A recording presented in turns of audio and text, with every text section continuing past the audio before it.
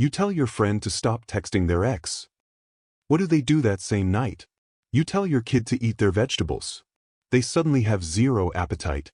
You tell yourself you're gonna stop scrolling at 10 p.m. It's midnight. There's a name for this. And once you see it, you can't unsee it. Here's what's actually happening. The moment someone tells you what to do, your brain does something almost automatic. It pushes back. Psychologists call it reactance.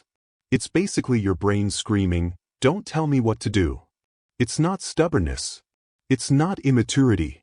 It's the deep, primal need to feel like you're in control of your own life. And here's the kicker.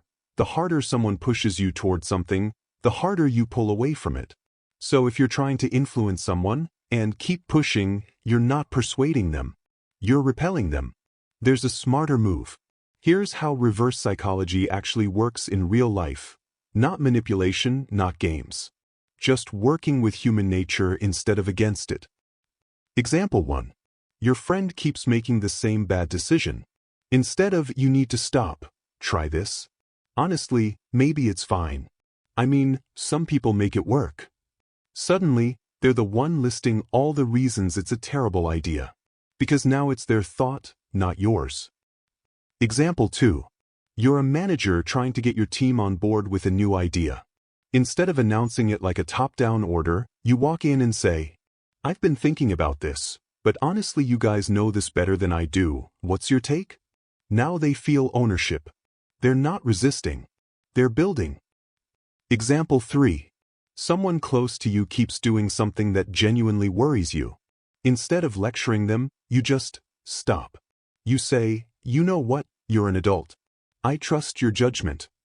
That sentence alone, more than any argument you could make, has a way of making people pause and actually think. The pattern? Give people their freedom back. And watch how often they choose what you were hoping for anyway. Now, I have to say this. This only works if it comes from a real place. The moment someone senses you're playing them, it's over. Not just the tactic. The relationship. Reverse psychology used with care is about giving people space to make real choices.